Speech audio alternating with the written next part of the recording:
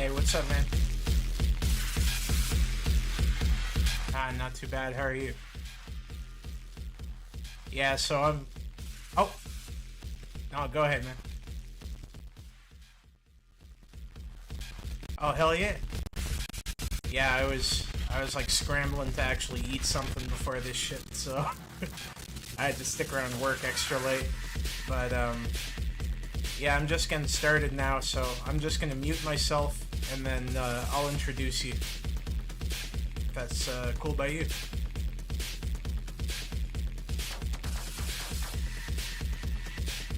Yeah, we were gonna chat a bit, you know, do like a pseudo interview, probably read that JoJo's fanfic, read a bit of the AdmiralDT8 stuff, and then if you have any like fucked up videos, feel free to shoot those my way too.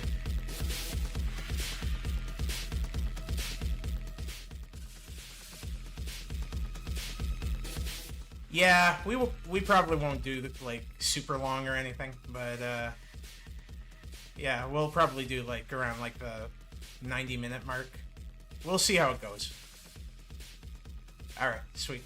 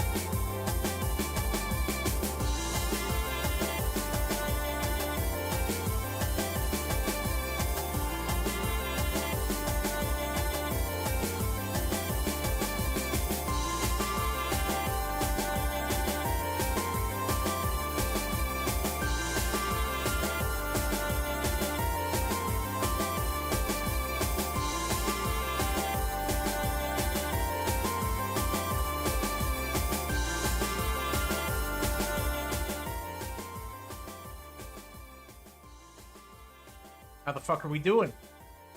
What are we saying? Hello, hello.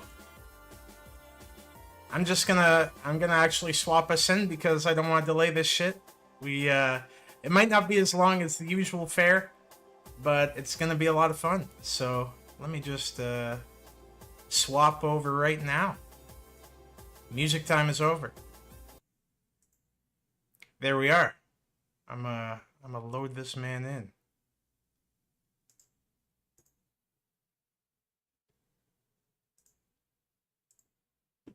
Alright. God damn, I am a like bumbling fool when it comes to OBS. You'd think like by this point I'd have it figured out. Just seeing if you're actually coming up to Preston. Can you say something? Yep, I'm coming up. Okay, hell yeah. Hell yeah. How's it going, man? I'm good. We live? Yeah, we're live. We're in the cut. Alright, let's fucking do this, man. Yes, sir. So, yeah, this has been, I don't know, I'd say it's been, like, kind of a long time coming. It's been something I wanted to do for a bit. Like, Depresston, I've always, like, fucked with your humor. You know, I think you're a funny dude, so. I always thought you were one of the best of, like, whenever Rogue would bring on, like, a third person.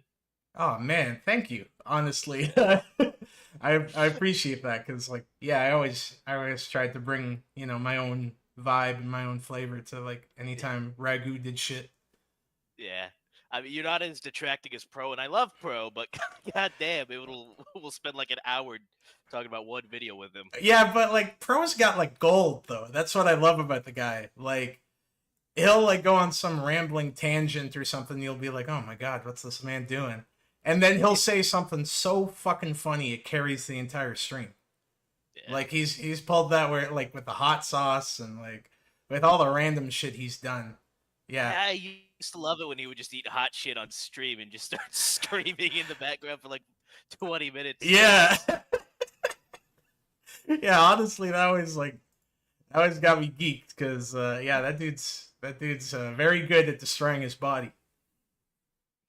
Oh man, I pay people to destroy their bodies, so Yeah, let me kind of dig down on that, man. Like I know you've been a fan of Rogues for like some time, right? Like probably like was it as early as when he was starting or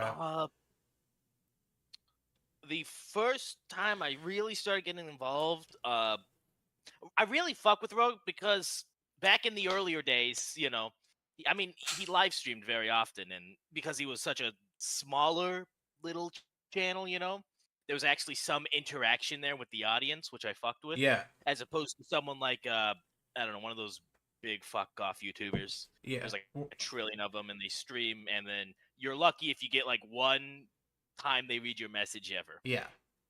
Yeah.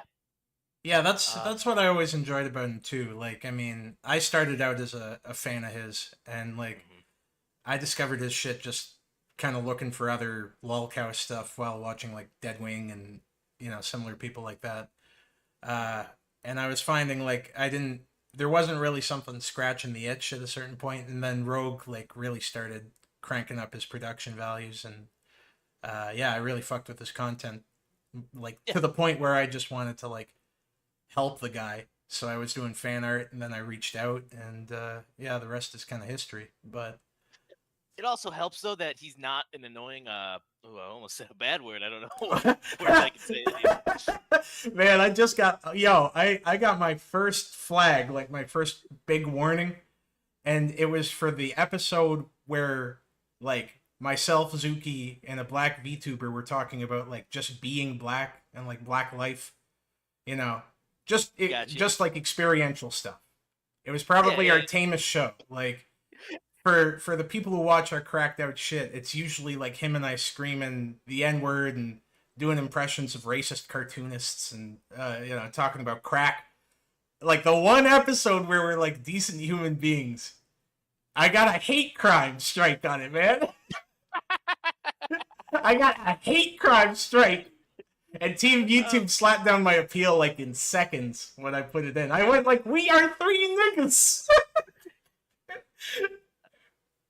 like, nah, no way, no way. Oh no, no, these guys, nah. Oh, Look, you man. heard Zuki? That nigga like sounds like he bleeds lean. Oh, absolutely. Yeah, he is Harlem Like in its entirety. there's a case for me, right? There's a I got that fucking childish Gambino white passing voice. But White passing. the like, oh, what a nice young man. Shame about his skin color kind of voice. But Yeah, like Zuki, he sounds like he's wearing chains at all times. He's like sleeps with a do rag on. the do How rag. could they come to that conclusion? But it is what it is. Because man, like I know you and I know Rogue. You guys have said some bullshit Oh, live. dude, I said some awful things. If man. But yeah, I digress, man.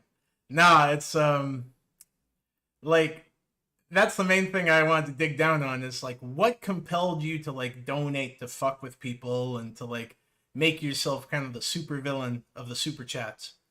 Because I got money. That's just it. I make a good bit of money. I want to go in two people. Nah, it's all Where good. I get all my money from.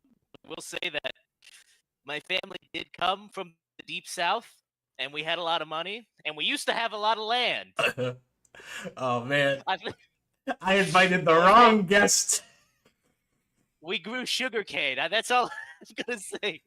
Well, I'm sure business was good. Business was good before the damn Yankees came down and took everything.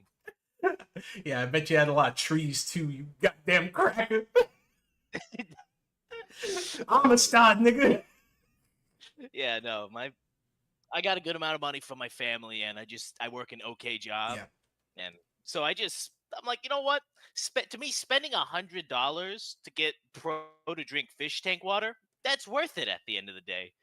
That's funny to me. Well, As yeah. long as I'm being entertained, you Plus, know. you've created like a moment. You've like created a memory essentially, and that's like Yeah. that's way more valuable than $100. Like people Yeah. blow $100 on like fucking skip the dishes and Uber Eats and shit. You know. Yeah. It's the same thing with yeah, I spent what was it, like $200 for Liz to not smoke, but snort cocaine on stream. Ah, yeah. Like twice. Yeah. I remember when the after effect of that was like I remember fucking Deadwing Dork like took a bunch of shots at Rogue and was like, he's got drug addicts on his streams. He's not a good guy. Anyway, let's watch this man wear a diaper. It's like that's the arbiter of good taste is the guy going like, we're gonna watch Pamper Chew for 3 hours. I'm gonna watch Pamper Chew. Guys, wiped my ass with the wrong hand again, you know. Hey man, he's a Canadian treasure. Leave him alone, okay? He's Canadian? Oh, no wonder he's a fucking dumbass. Yeah, we don't claim You guys voted. Do you guys even? That's another question. Did you guys vote in Trudeau? No. No. Okay, so the way that Canadian politics work is you have to secure a certain amount of seats in Parliament. So your party is who you vote for rather than the person. So like that's fucking stupid. It is. So they choose. So it's a bunch of government officials deciding who the boss is. That seems like an essentially. So like yeah, like in your municipality, you're basically voting for a senator who is underneath that potential prime minister's cabinet. So for example, you can have like a majority government from this party, but you can still have like a seated prime minister from an alternate party. But the thing that leads to is if you had like a majority government with like the Conservative Party, for example, they could block a lot of what the Liberal Party would do or enact because they would have more seats in the riding. Our government's fucked, man. Like, I know ours is bad, but I don't know. That just seems worse because I know for a fact we would have had Hillary Clinton like years ago if that's the way it worked. Like, man, we like Canadian government. Like, look, for one, we've only been around for like 120 years or some bullshit. I think like 163 years. But even still, most of what we did was just plagiarized from the British. Badly, I might add. It's us just copying their homework, but not understanding it. Yeah, this is a serious stream now, guys. We're going to be talking about politics. Yeah. We're going to be talking about good hygiene. Very good hygiene. Yeah. Keeping a sleep schedule. Yeah, we're talking about good shit. Now, we're here to talk about rancid self-harm fan fiction, but I had a few more questions before we get to reading. Before we get to the reading rainbow portion of the stream. Like, so yeah, you mentioned that money's kind of a motivator and that like a lot of what you do is because it's funny. But like at the end of the day, go ahead, man. I was just gonna say, like, I'm not spending too much money. I'm not breaking my bank. I put plenty into savings, plenty into the stock market, shit like that, you know? So this is just my fuck off money. And, you know, these are, at the end of the day, these are creators I like. I watch, you know, Rogue pretty frequently because it's just, I don't know, something about him. I enjoy listening to him babble on about dumbasses on the internet. So why not throw him, you know, a few $100 every now and then? Yeah, it's fair enough, man. And like, I was gonna say it's been pretty cool seeing you like show up on the streams now and then as like a third chair, which is kind of surreal from like knowing you from the server as like this infamous figure. Yeah, you know, like you were built up by a lot of people as like this bad guy. People have been wanting me to be on for a long ass time, and then I think part of it was that they were afraid I would say something on live that would get it taken down Like immediately. you would just And crash the stream with no survivors shit. Yeah. yeah, yeah, exactly. God, that's fucking hilarious though. Like I'm kind of the same rationale where like a lot of what I will do will be in service of it being really funny. And Hmm. yeah, I don't work in the kind of field you work in, I'm sure. So Probably I not. do not have fuck around money. I have like get through the week money. But what I kind of trade in is like jokes and humor and like a lot of that stuff where uh I just like to be a part of bullshit or like the music stuff. Like, I was talking to people about the Dylan shit and how that was like just me being a spiteful little fucking stupid nigga, just going like, I don't like this guy and I don't like him so much. I'm gonna commission his girlfriend to do this album cover, and then I got all of You his actually friends. commissioned. It was actually It was his Merlot, girlfriend. yeah. Merlot did the cover, yeah. Oh my god. Yeah, man, I'm evil. That's rap shit. Like, like Oh when my you god. shoot rap disses, you don't make a fucking 30-hour Discord receipts video. You try and kill someone, man. You know, Yeah, that's in that's my that's that's the divide between white and black culture. White people will make 3 hour long expose video. Black people will just come yeah, and black people destroy will go like, let me destroy this man's life irreversibly. Like the one diss I think of all the time is when like Pusha T dissed Drake so bad that Drake had to like give up a sneaker deal. Oh shit, Ted Comment donates $5. Love you guys. Could you watch Thought Slayer by Psychics99? Yeah, we can check that out. I mean, Yeah, sure. we'll probably like kind of bounce around between reading stuff and watching bullshit. Yeah. It's a very Wait, disorganized RE stream. fan, is that true? RE fan that Dylan's bringing his comics back? Yeah, he did. Yeah, he did. Oh He my god. yeah, he put up the Cyclone again for like $15. Jeez. I seem to remember that Dylan tried to get into like art commissions for a while, and his whole thing was, "Look, I'm doing Chris's style, Yeah, guys." he was doing these like faux Chris commissions for pennies on the dollar. It's I've I've never seen a guy with like so little shame, man. Like I would have got a job at Burger King by now. You Yeah, know, no, dude, just I would have went to a temp agency after all that shit happened. It's like, okay, I'm hanging it up. yeah. There's a point where you just got to be like, okay, I give up, man. YouTube. To be fair, Dylan was also a dumbass, and he went all in on YouTube. Yeah. Yeah, it's like how do you not have like any other marketable skills? And your marketable skill was like reading quickie articles badly, and he had no charisma too. Like he couldn't just coast off of that. He wasn't funny or like likable. Yeah, no, he was fucking not. I remember it was a few years ago. I got really into Chris, and this was actually how I ended up finding Rogue. Was I listened to like the whole Geno Samuel shit up to like that current point. Yeah, I was like, I want to listen to more Chris shit because that's just what my autistic obsession was at that moment, I guess. right. So I ended up like bouncing. I listened to him, Gibby, and eventually Rogue, and I was like, wow, these other two are really annoying F words. So then I just ended up listening to the Rogues, and It's like, man, these guys suck. yeah, these guys have zero charisma. They make fucking uteruses shrivel up and die. Oh God, they're asking me to do the voice. I'm not doing it for free anymore. All right, I gave you so many hours of Dylan Thomas impressions. I'm not doing it anymore. Moved on. What's your speaking of moving on, your next question, man? You said you had a Yeah, couple more. yeah. So like we were talking a bit about video games, and like I know you're very passionate about maybe passionate's the wrong word, but you enjoy Mortal Kombat because we were Yeah, talking about fighting games. Like yeah. we gotta talk a bit about Mortal Kombat. Like firstly, what are your thoughts on MK1? Uh, I think it looks fun. Um, I am a little ass blasted at the moment because they have not confirmed that my main boy Kano is going to be a playable character. He's only been shown as a cameo so far. Ooh, So I'm just like, man, he was in the first game. You gotta have him as a fucking playable character. Do you think they'll have him come back with the stupid white gi? Did he have that during the cameo sections or whatever? Yeah, they already have it, and I'm like, man, why the fuck are you doing that? His MK11 look was so fucking good. Yeah. And then they're just like, yeah, throw him in the fucking bathrobe again. The fucking green screen bathrobe with the sleeves cut off or whatever. Yeah.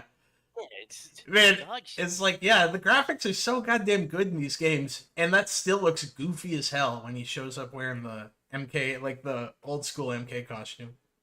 It's the same thing with like the other two cameos, Jax and Sonya. Yeah. They have them wearing like their old school shit, and it looks so dog shit compared to like the new outfits they have for all the other characters. Yeah, they have like, they totally redesigned all those characters. They were all great redesigns. It's like, why are you putting Jax back in the fucking hot pants? Like the Billy Blanks pants that he's wearing in the 90s, man. Who do you main? Do you main Kano? I do main Kano, mostly because he's a disgusting fucking Aussie, and I like spitting on people and shit. Oh man, I mean, like the piss intro is just such a disgraceful intro, man. It is. He's just so disrespectful. I love it, but also I just Kano ball because I'm fucking human scum. Yeah. To death. Well, like even like that trades with a lot of shit too. Like it 50-50s like a lot of people's anti-airs. So man, MK, like just coming from like a Street Fighter background, MK's like it's kind of a turn-taking game a lot of times. Like you do your shit, they do their shit, kind of back and forth. Like, did you ever try and play other fighters that didn't have that dynamic? I've played a bit of Street Fighter, and I've played some Tekken as well. Okay. I only bought Tekken recently, Tekken 7, and the only reason I bought it was so I could play as fucking Negan. Oh. That was the only goddamn reason. That's foul. I fucking hate Negan players online because you know they're like just doing it to make you mad. I'm only playing Negan because I like The Walking Dead. Okay. I don't even know anything about Tekken. Oh shit! Well, like the less you know about Tekken, the better. That the story of Tekken is truly dumb. Like. Could it be worse than MK's though? That's my question. Well, most of the games either begin or end with someone being thrown in a volcano. It's like, and they did that for like 5 games, so that's pretty bad. But like that's usually the rising action of the fucking story. Is a Japanese man throwing another Japanese man into a hole. Yeah. Or like a martial arts alien shows up. Yeah, the story is stupid as hell, man. Oh my god. Fucking one of the games, like Jin woke up some ancient spirit just to kick its ass. Like he went to Egypt to awaken some demon just so he could punch it in the fucking head. And his name was Dio. Crazy shit. Man. Crazy shit. My boy. Man, I like with MK too. Here's a question about MK. How do you feel about like the increased gore in the newer ones? Also, thank you for the donation, Boba. Greatly appreciated. Oh, do you got to read that out real quick? I do have to read that out real quick. Let me pull that shit up. God damn, I'm terrible at my job. It's usually not this bad, guys. I'm sorry.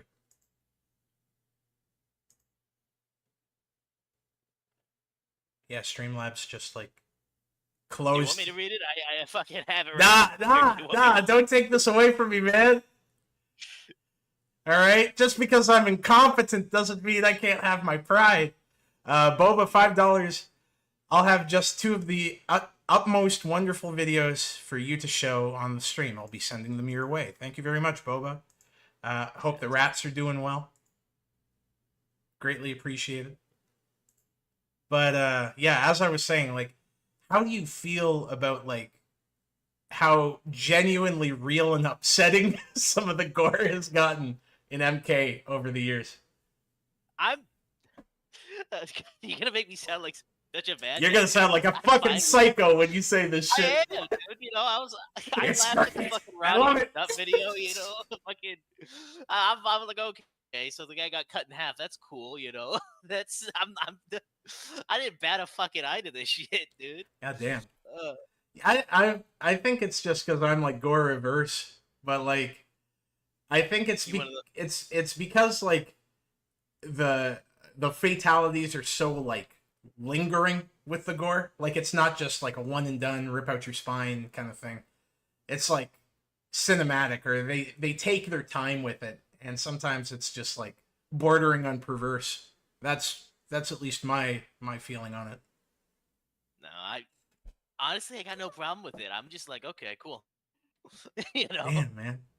It's like and like I'm not, I've seen some shit on the internet. Like I'm not averse to that sort of stuff, but at the same time, I would never like seek it out. No, I don't watch gore videos. I've only seen, a handful of them. Either other people have shown me and Ronnie McNutt, Yeah, yeah, But like no, my actual problem with MK though is how long these fucking X-rays take oh nowadays. god, yeah, man. They like they're like a minute long now. It's Yeah, horrible. dude, you can put your it's nice because you could just put your controller down and go grab a drink or some shit while that's all going on, Yeah, it's like how long does it take you to puncture Scorpion's lung, man? Come on. Rat. It used to be Oh, real quick back in I, MK9. I know. Yeah, in MK9 it didn't detract from the gameplay. So it was basically like you were using like a level 1 super like in a Street Fighter game where it was boom boom like super quick. But yeah, in MKX and then MK11 it's like you're watching a fucking like movie. You're watching an animation for about a minute and a half sometimes. And it's just it's too long. It like disrupts the flow of combat, really. Absolutely, absolutely. Because like, yeah, if you're in that like flow state, like let's say you're like a good MK player, and you know what your options are. Someone hits you with the X-ray. That's totally fucked up your momentum with like getting back into it. Like even good players, I can't imagine picking that shit up from like getting X-rayed and then having to like stand back up from across the screen. Yeah, and even beyond that, it's just like you can't. There's nothing that goes on after that. Like the two people just kind of reset Yeah, almost, yeah, in their position. yeah, because it basically launches you to the other side of the screen, and it's just like yeah, position reset. Oh, and T-Bar Jr. Yeah, Yeah, you're right. It's cool, but it just takes too goddamn long. yeah, it's cool, but it's like a disservice to the gameplay. Oh, Especially if you're just about to win, yeah, and then they hit it, and you're not even gonna die. You're not even gonna lose. It's just okay. I just gotta wait for this to be over so I can finish the match and be done. It's whatever. Didn't the Rat King send in something? he did. Better go. He did. Yeah. We were too busy talking about X-rays slowing the momentum of gameplay. Rat King sent in $5 and says, "Hope you got your shitting pants on." Hope you got your shitting pants on. God damn, you hit that right. Shit, man. What? That was a shockingly solid impression right there. I wasn't expecting that. You usually sound like a Sopranos extra. You, dude. Okay, let me I'm gonna stream this shit to you. God, it's not gonna be good. What's this? So we're gonna read that fanfic you sent in first. Oh god, the cigarette bird. Cigarette birds. And this is what about Jotaro, right? Yeah, Jotaro. Okay, His Jotaro name is Kujo. Jotaro. Yeah, I gotta say his name right. Okay. Let me just boom. I think this was the one. Did you read through this? I didn't read through this, no, because you sent it in, and we were already reading the Amphibia one. Shit. I'm not certain if this is the right one. Oh, fuck. I got no fucking clue. I thought I may have sent in the wrong one. Wait, Shit, I'm sorry. Bella, Edward. What the fuck? This is a Twilight fanfiction. It's a toilet fanfiction. Ah, nigga, fuck you, man. He said in the wrong goddamn You got me fucked up. What the hell is this? Nah. Nah. Alright, we're reading AdmiralDT8, and then we'll figure that out. If we can find a bad JoJo's fanfic, we'll read a bit of that. Hold on, I'm gonna look it up. You got and me tell you. fucked up, man. I thought this. I'm sorry. It's the wrong fucking one. I just looked at characters and I didn't see a single JoJo name and went, oh shit! This Now, man this- set me up! Oh my god. Oh, where the fuck was it? It was this awful one about some girl who was just like dating Jotaro and he was just putting cigarettes out on her. And that was the whole fanfiction. Yeah, you just like, you get a pack of fucking Marlboros put out on your forehead and he just goes, yada yada does he? He's like, quit moving, bitch. Start playing and put that cigarette out on this bitch. Damn it. Yeah, Nameless, this is the legendary Depresston. Shit, I wouldn't say constantly. I've, like, mentioned you a handful of times, I guess. Because you've been in the comments. Yeah. This man's acted like I fucking go like, oh man, if Depresston was here, oh man, that guy's a party!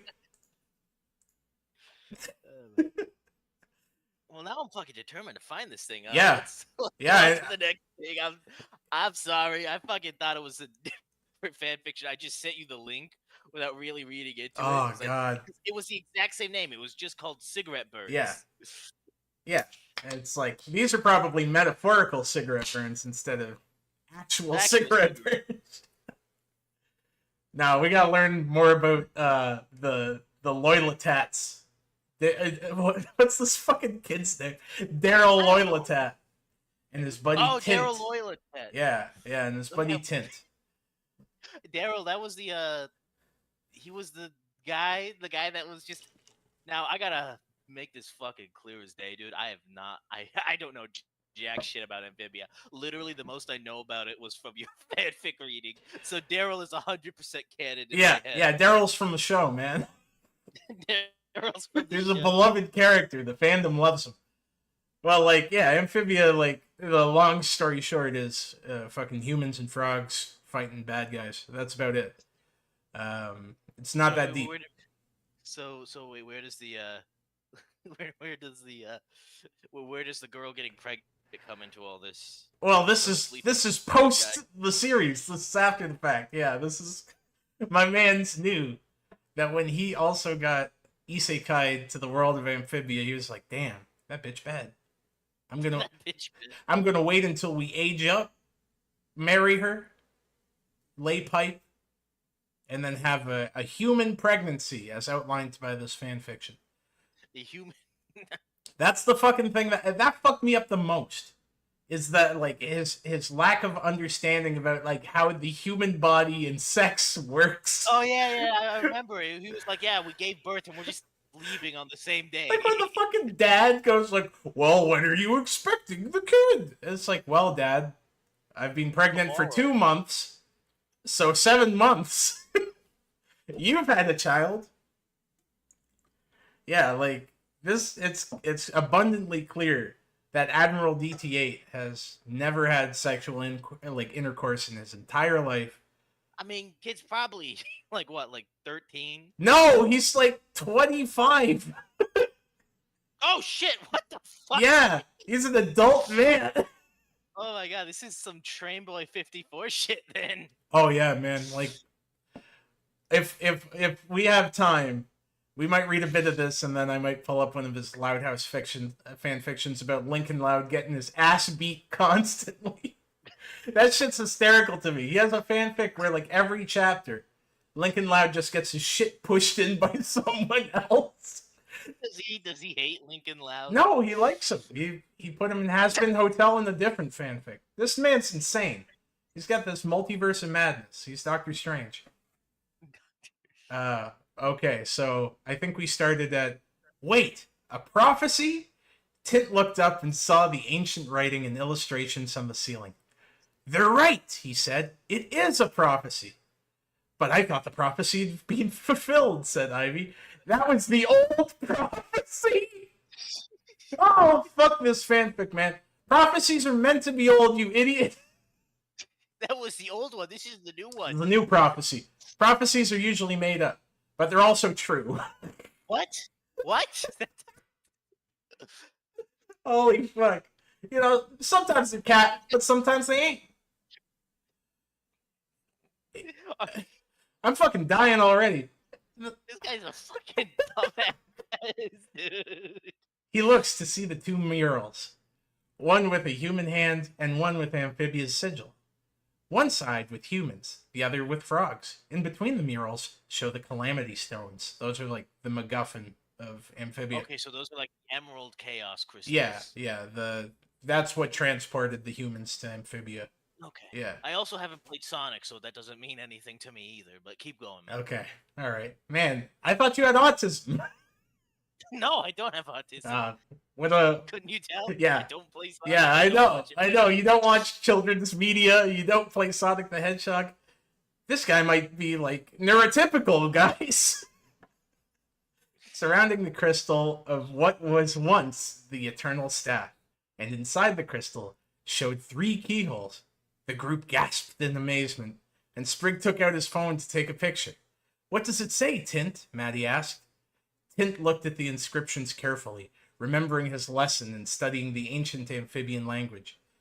And he softly smiled with hope in his heart. It says, 3 keys from afar will glow brighter than any star. With the sun and the moon in the realm of eternity, they'll come to us, the world of calamity. The group stood in silence and amazement until the Olms spoke up. Okay, let's get you guys out of here. The group followed the Olms back to the surface and waved goodbye. Be careful where you walk next time. You may not be so lucky. So wait, which one is his self-insert? Because you said he. The one who's smart and is doing everything. Tint.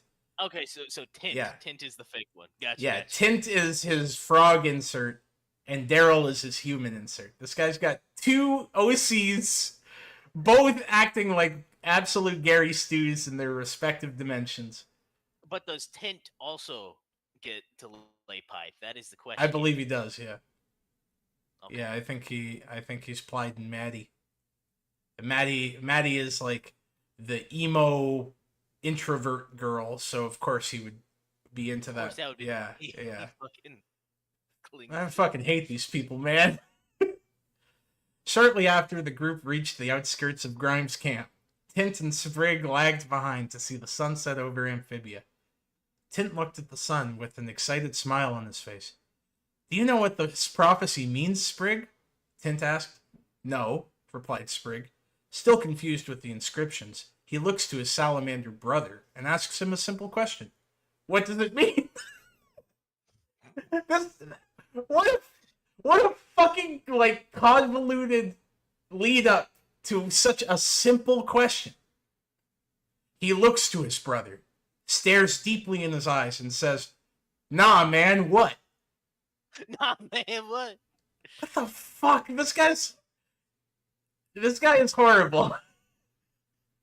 He's trying to make it sound like real professional. I know, it's got like all this purple prose, and it's like so overwritten, and then he'll write some sentence that really does seem like a grade 4 writing exercise. Tint just uttered one word to him. Hope. Still a bit confused, Sprig looks at Anne's phone, then perks up with a hopeful smile on his face. Then the two race back to their friends and return to Grimes' camp. Meanwhile, on Earth, the birth of Cyrus... What was his fucking stupid name? It's like, Cyrus fucking Flugger Buzzle Loyalitat, like... What? He had some bullshit, like, Final Fantasy name for this baby. That's not as bad as the kid that was actually named Futashy in real life. Oh God, I would commit an act. I'll leave it at that. Cyrus Flang Loyalitat is what this guy's naming his son. Christ almighty, I would just kill myself. That was my name. Just look at my parents and be like, why? It's like, why did you name me like, dog, this I am not a wizard. Why did you name me this? It's like, I am not in Kingdom Hearts. Why'd you give me this fuck nigga name? The birth of Cyrus was only the beginning for the Bunchoi Loyalitats. Oh, they hyphenated their name. Damn.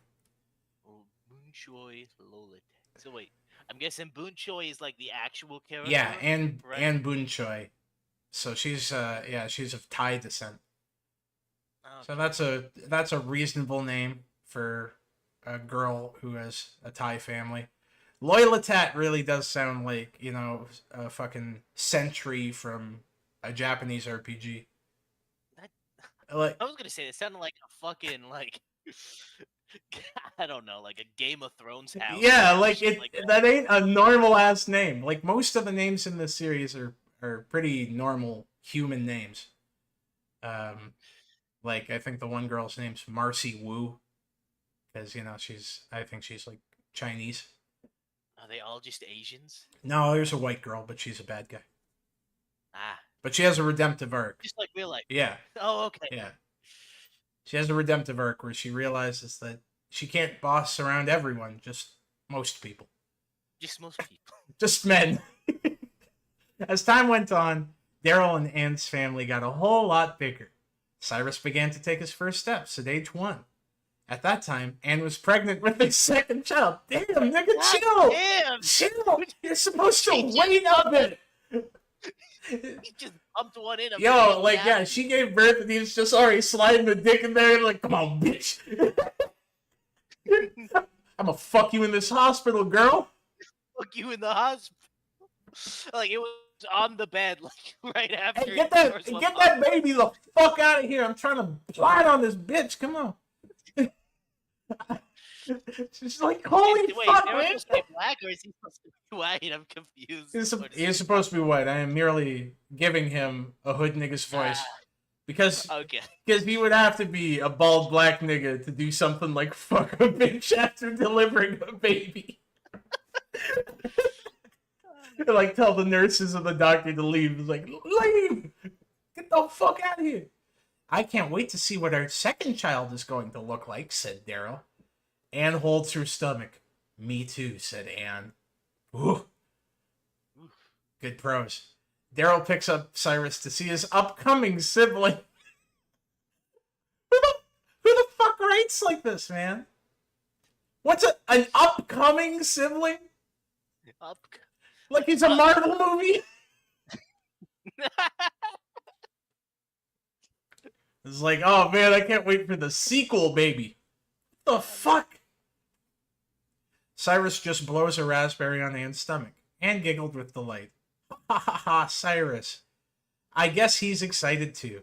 Daryl chuckled and smiled at his family. He's completely gonna fuck Cyrus because he's getting like he's no longer gonna be the baby at like age 2, dude. He's totally fucked for his life. Yeah, he's gonna be a toddler, and the baby's gonna get attention over him. That's gotta be brutal being like 2, and someone's just like, nah, fuck out the way. Then on Halloween night, Daryl brought his son in the frog costume to finally see his first sibling. That is, that was supposed to be the same sentence, I think. God damn, man. I gotta stop busting this guy's balls for being a bad writer, because we know. So I'm gonna try and mostly just focus on how stupid this story is. How is she? Daryl asked. She's as healthy as the doctors say, replied Anne, carrying her second born and the first daughter of the family. Oh man! See, this is what I'm saying. I try to give this man credit, and then he pulls that shit. How many fucking of these kids is she gonna pop out? Like, goddamn. He's saying like the first daughter of the family. That implies there's gonna be at least another daughter. Oh, Dr. Negus B. Wilden for $10. This dude is the Tism Lord of the prophecy foretold. Is the new prophecy or the old one? Oh, it's an upcoming in the work prophecy. Yeah, it's Untitled Prophecy. Gotcha. God damn, man. Untitled Prophecy. Yeah, Untitled Prophecy Project. Oh, shit. No, I'm not ready for this fucking name. I'm not ready. Like, the fucked up thing is, they just jumped, like, 9 months between her... You're right, they did. Between a sentence. Between the sentence, they jumped between her showing to her giving birth. This is fucked. She's as healthy as the doctors say, replied Anne, carrying her second-born and the first daughter of the family. The little girl was wrapped in light blue blankets, wearing a small blue hat. Cyrus, say hello to your new sister, Alexis Fada Loylatat. The fuck is Fada? He's gonna explain it, knowing this fucking clown. Alexis Fada Loylatat. She sure is our special little starfire, said Daryl. Nigga, how did this man have sex twice, talking like this? How has this man had enough sex to conceive 2 children, saying shit like, she sure is our special little starfire? This nigga goofy. God damn. Are you? And probably has brain damage from her time in the Amphibia War. Yeah, or whatever. yeah, for real. This bitch hung out with frogs for like 2 years straight, so any dude could have slid in. This woman has like talked to salamanders for a calendar year. Cyrus takes Alexis's hand, and the two lock eyes with each other. Then, in an instant, a flash of pink and blue appeared in their pupils. Oh man, baby's trans. That's what you got. Oh hey, trans colors. Daryl and Anne were too overwhelmed to notice that. They were just focused on the fact that they had 2 children to care for now. Almost 2 years later, holy fuck, this fanfic just flies. God, it does, goddamn. So we have got to be at least 3 years later, right? From the first sentence to now. Yeah, we've got it's been like 3.5 years. In like 4 sentences. Almost 2 years later, Sasha and Marcy were watching Cyrus and Alexis in Sasha's apartment. Ever since Marcy came back, she'd been living with Sasha, and the two shared rent with the jobs they're currently occupied with. Yeah, it's because these 2 adult women have bogus-ass jobs. No, yeah, wasn't one like a webcomic artist? Yeah, and she was like, they're publishing my webcomic. It's like, girl, you can get that bound and sold on Amazon. Publishing a webcomic? Are you kidding me? Show me one webcomic author who has dignity. Yeah, that's right. That's right, Depresston. Mike Matei and his famous comic, The Loco Bandito. Technically, that's a separate vocation. He's also a film producer. But yes, that's true. Yeah, and that's sad that he probably is in the front running for webcomic authors who aren't like idiots or wastes of air. Because like, let me. Have you ever read that one? Yeah, yeah. You know? And we been new. That shit is very horrible, but pretty funny. I just want to point out he did not explain what the fuck Fada came from. He just went. No, he just probably some time. Yeah, like light, some bullshit like that. Oh no! Oh man, I'm not ready for this shit. Yeah, because okay, so Marcy is a webcomic author, and Sasha is a child psychologist. So neither of them are making fucking any money, especially not in, what is this, LA? Yeah. They make $0. Yeah, they are like net negative every time rent comes out between the 2 of them. It's like, want to go to the food bank? They go to the fucking Goodwill, and resell all the shit that they have. They buy it all up and then sell it again to make rent. Yeah, this is the exact person who you would buy like a Dreamcast no controllers off of, because they're just trying to like scrounge anything they can make money off of. So this Daryl guy probably thinks that like rent in LA is like $100 maximum. Well, yeah, this fucking Daryl character works at NASA. Oh yeah, in LA. Doesn't it? Yeah, he commutes to Cape Canaveral every single fucking day apparently, and then drives back home to LA, where they bought a house like cash. Yeah, what fucking world is this man living in where like they looked at a picture of a house and went, "Let's buy that, honey." Then they went there and moved in. can't get over the fact that it's in cash. Yeah, like he just shit. went like, here's $200,000 in a briefcase. This fucking AdmiralDT8 guy probably thinks people pay with like money sacks with like a dollar sign on them. Like hand that, and then they hand you something. Like the fucking Monopoly man. No, Alex, I have not seen the Boyfriend's webcomic. Don't know what that is. Oh God. I do know what that is, sadly. It's like a polyamorous couple of 4 gay guys. Yeah. No, well, It's not really your scene, man.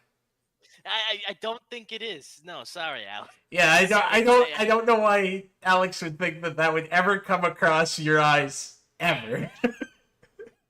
Like I just assume like polyamorous people don't really exist. But go on. Yeah, they're just called hoes, man. All right. Where are we? Yeah, we're losing track. Then a knock on the door was made. As the door opens, the women and children are happy to see Daryl and Ann arrive. Man, Daryl gets top billing too, and with another baby in their hands. We're on baby 3. It's just a surprise. Wait, is this?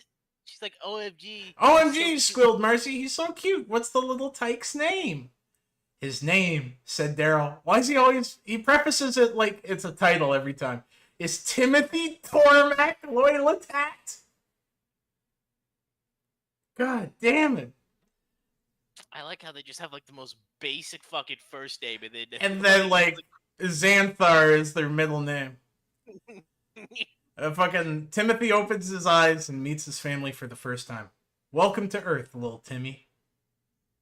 Alexis and Cyrus look down to see their brother. Timmy opens his eyes at his siblings and smiled. And unknown to the 4 adults, Cyrus's eyes glowed pink, Alexis's eyes glowed blue, and Timothy's eyes glowed green. Several years later, Daryl got the camera set up. And, kids, it's time for the family portrait. God damn, we are skipping so fast. Several years later! Fucking Christ, dude. Cyrus comes in wearing a dark gray collared shirt, wearing glasses on his face. That's where you wear them. He stands proudly in front of his mother. Alexis comes in wearing a light purple shirt and a blue vest over it, and a long dark pink skirt. He stands... What? Oh, she stands. Okay, no, she... Not transition yet. Not yet. Soon. She stands in front of both of her parents in the center of the portrait.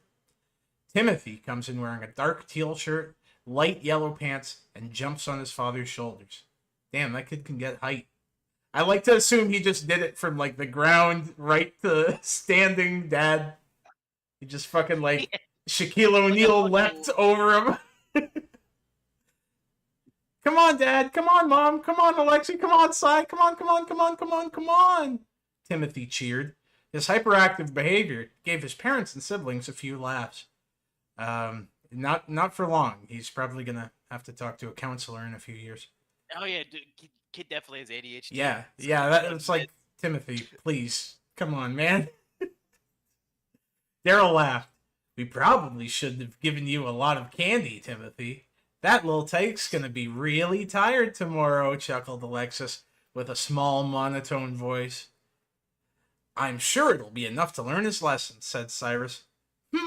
That or he'll get a very bad toothache, or he'll get very sick. What is this fucking dialogue? What is it? This is dog shit, dude. Yeah, it is.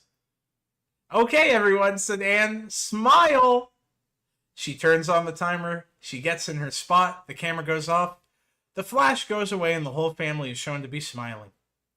As the kids look at the family photo, they see something strange. They saw in their pupils there were shades of pink, blue, and green in each of them. Man, he's really pushing this plot point. Man, I wonder if it's like foreshadowing or something. Yeah. How peculiar. When Anne and Daryl looked at the photo, the colors were not visible to them. The kids look at each other with curiosity and concern, for they have no idea what exists inside of them. Is that it? Is that the entire fanfic? Yeah. Yeah, it is. Yeah, he didn't even do another chapter. This is the guy, by the way. That's the guy. That's the guy. That's our man's. That's there he is. Let me quickly pull up his DeviantArt because it is very funny. The crazy thing about this guy, even though most of his art is just like tracing other people's art, is that he will like make patron only stuff. $12 a month for this, for example. Jesus Christ. And like you can see the quality of art here. Like, and then he usually has a description as to what's happening in the scene. Lincoln makes one more move to stop Stryker from pulling the trigger. He just sounds like Lincoln Loud in all these weird adult situations. Like this kid is like, this kid's like 9. Damn, dude. Why is he putting this kid literally in hell? Like, that's my question. What did this little boy do to him? Ace tells Lincoln that the bartender could help him leave Aussies, and the bartender is definitely a character. I also don't watch Hell of a Boss or Has Been Hotel or any of that shit. You've chosen right, my friend. You don't want to get into any of this bullshit. Hell of a running. That's clever. Is it? Hell of a running. Lincoln comes across the incubi in Verasika's posse. Cat, Ace, and Josh. See, like, look at this picture, man. What's wrong with everything that's happening here? There are gay people in it, but... Okay, well, I mean, you know... well, what else is wrong? It's like, you could definitely tell it's traced. It's such different fucking art styles, yeah, dude. It's like, there's no, like, distinctive art style here, but, like, I just don't like that Lincoln is in a bar with gay people openly, like, doing gay shit. Like, there's a time and a place, you know, by all means. But this is a nightclub. This isn't, like... Yeah, this isn't a positive event or something. This is a child in a nightclub. I'm guessing this is probably from some episode of Hell of a Boss, probably, right? Most likely, yeah. I don't think this Admiral guy fucking understands that. I think he's just like, oh, it's like a bar, it's like a club, guys. Yeah, and even then, it's like you would have reservations bringing a child into a bar or a club, let alone this. Yeah, I think he genuinely just doesn't like get the nuance of the situation. Yeah, what little there is to get, like. So Lincoln's hanging out with Luna here. And he's thinking of this girl from the show, Ronnie Ann. Yeah. Bait. Absolutely. Oh yes. You're getting a crash course on VisiPop and Hell of a Boss.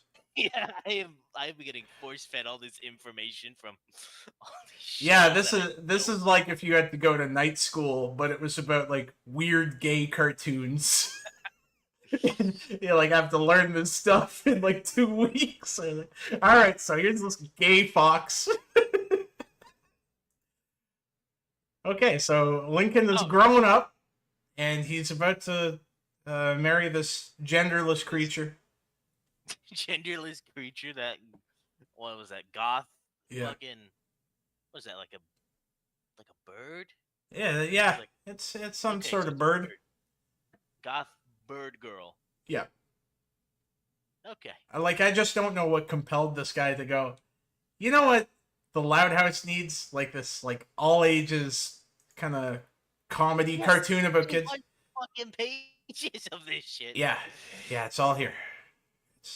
It's all here and it's all bad. Yeah, he's got so much art. It's not even right. This guy like cranks it out every single day. 12 months, $12 a month. Yeah, like I can't even imagine who's paying for whatever he's doing. And I know it's nefarious. So This. Oh shit! Is that Daryl down there? Is that Daryl? That's yeah. That's my boy Daryl. It's Daryl and Ann recreating the iconic scene from Titanic. No, it is. Yeah, it's Daryl and Ann experiencing Titanic's last sunset.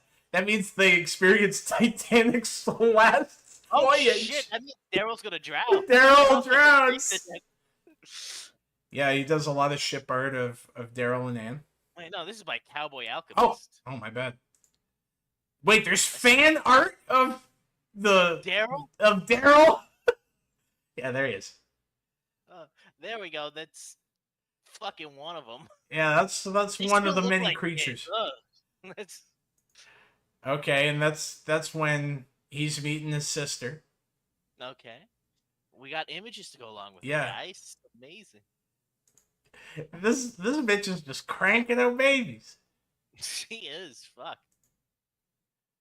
I'm guessing she was the main character of the. Yeah, Ann. Yeah, Ann is. Imagine being the main character of this great adventure, and now you just crank out babies for your stew husband. There they are. Man. God damn. Yeah, it's like it's such blatant tracing and like obvious referencing. And like look at the hands. Just meaty grabbers right there, you know? Just pause. Those are some fucking dad hands if I've ever seen them though, goddamn. Yeah, it's hilarious that like this Anne character in Amphibia, she's like a hero, she's brave, she does all these exciting things in that series. She's just relegated to shitting out babies that this dude dumps in her and then he dips. Oh man, Daryl's dad and Anne's dad just roasting this man. Just clowning him. Look at his fucking arms. They're so fucking skinny. Oh yeah, the right angle arm here too, just yeah, and like the referencing's so bad because like you can like tell what he has and hasn't referenced. Like the face is a trace, but you see how like fucked up the body is. Absolutely. Yeah.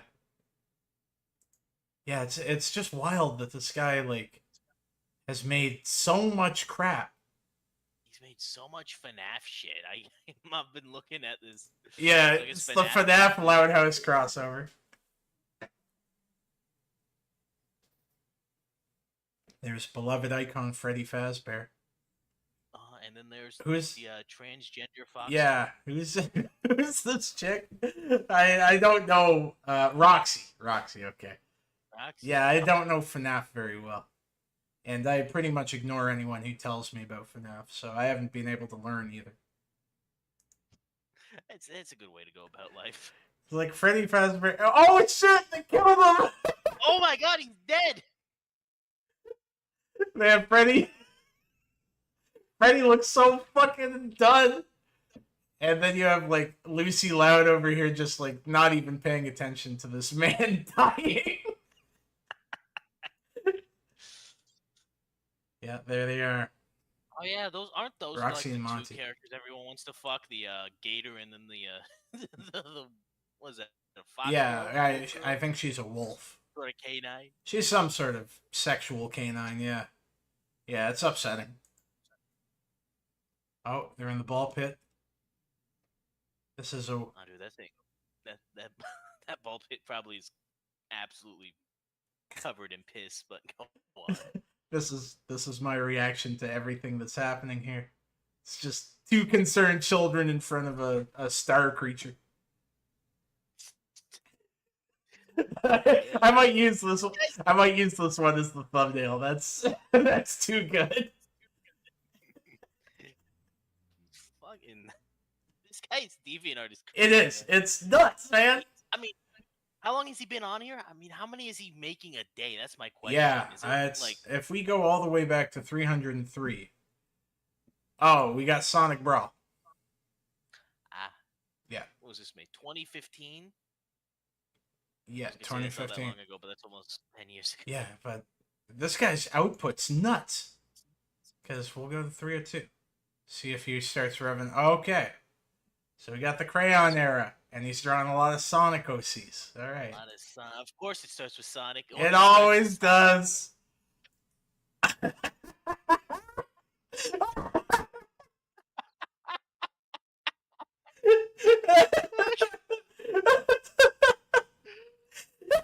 Just fucking Donkey Kong in the middle of this paraplegic and vanilla, yeah. Oh, okay. No, I thought she gave. I thought she gave birth to the cat for a fucking second. I thought the girl in the wheelchair gave birth to that cat for a second. I wouldn't doubt it with AdmiralDT8, honestly.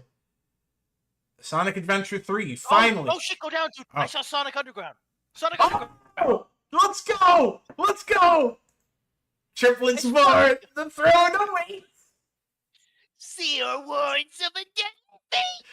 Yeah, that's what I'm fucking talking about. Some real media. Okay. Finally, something worthwhile.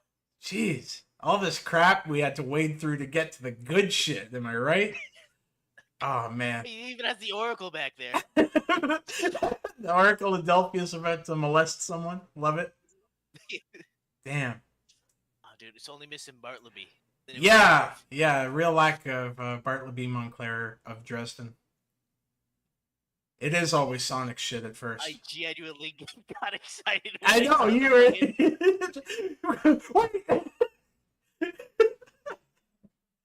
Oh no, was that Gravity Falls? Yeah, yeah.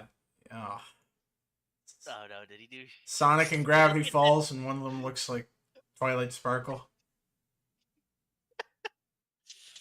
Man, like, look how fucked up Dipper looks, man. That's what I was left thinking about, dude. Dipper looks like he's off the fucking bean. Jesus Christ. Like, yo, man, these books crazy. Shout out the nigga with the extra fingers. Oh, god damn. That's got me weak. Holy shit! We got Mordecai and Sonic the Hedgehog.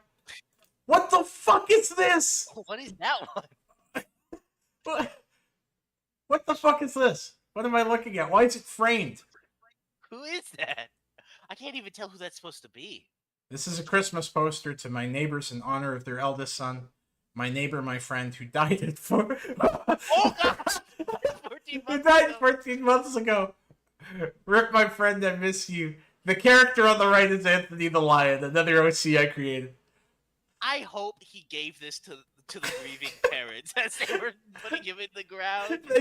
Can you imagine you're at the funeral and you're watching your son's casket get lowered, and then this like kid wearing, I assume he's wearing like pastel clothing. He looks like a fucking Saturday morning cartoon character. And he goes like, "Here, I made you something for your family." It's this. It has apparently the one on the right is this ode of the ad or something. I would like if I was the dad, I'd just start yelling. I'd just start screaming. You go, get him out of here. There's wild card. Damn, his friend died, and that's what he thought of doing. It's like We're laughing at this guy's dead friend. We're not. It's not his dead friend. It's the bad taste of going like, let me draw a poster-sized crayon drawing to commemorate the loss of my friend. Oh, we got. Oh man. All right, we're skipping ahead. I can't handle that much crayon Sonic stuff. Okay, we get into the Sonic fanfics. All right, so these are just fanfics. Then. Yeah. Okay. So that's a lot of his stuff too. BioShock Infinite fanfic. Oh my! No! I love BioShock. Yeah, me too, man. This guy just has the weirdest fandoms. He's like Lego Ninjago, BioShock Infinite. Oh wait, what was that one? Was that Arthur? What? Arthur? Wait, no. No. AUJT. What the fuck is that? Acronyms don't work when they're as long as words. When they're longer than most fucking. An unexpected journey to the desolation of harmony. Oh, okay. Okay. Well, what the fuck is that, buddy? What is? Does he have all of an unexpected journey to the desolation of harmony on this profile? Is like the fanfics he jumps around are crazy. So yeah, we've got the other.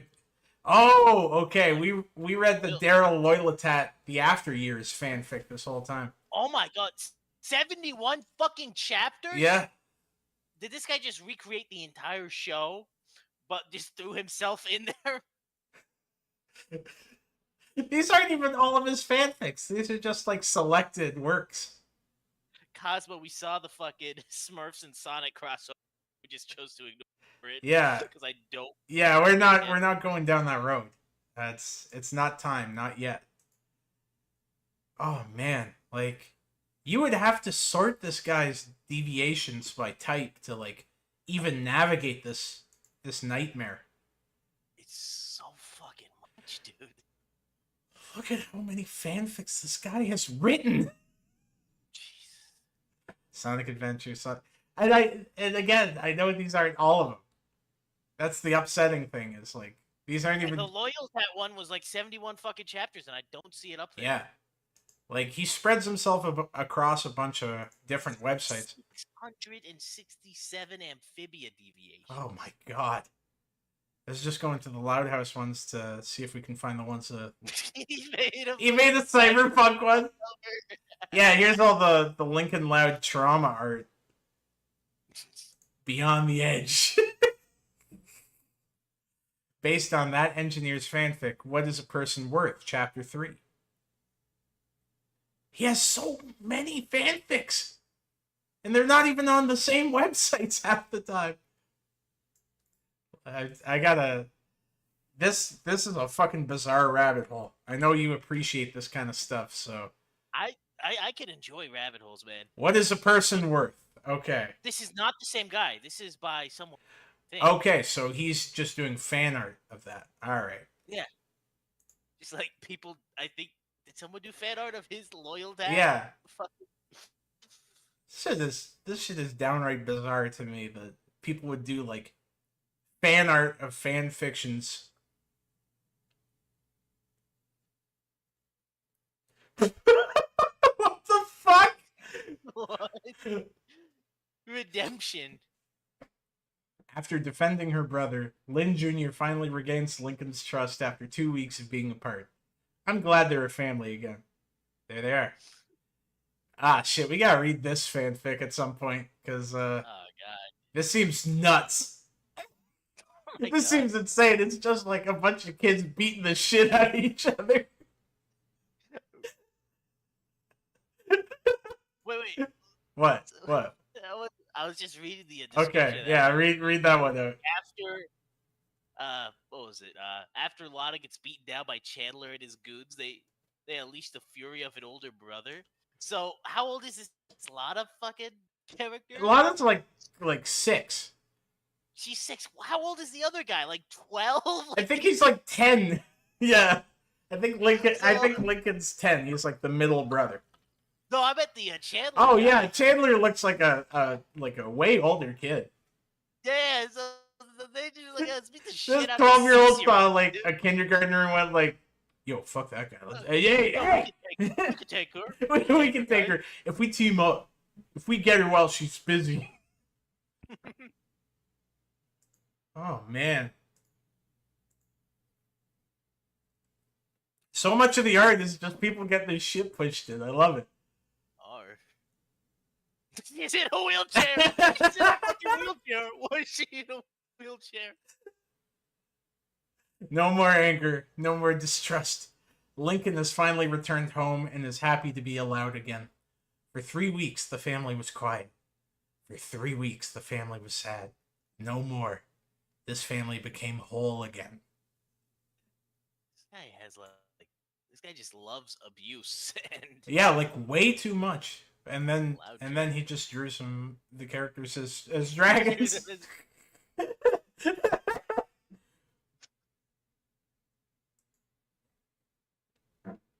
Oh man, I can't even fucking handle this guy, man.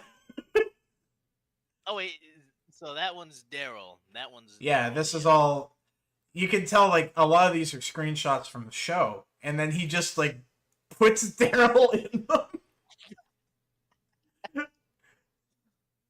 So yeah, Daryl's just standing in the middle. He looks nothing like most adult-sized characters in this show.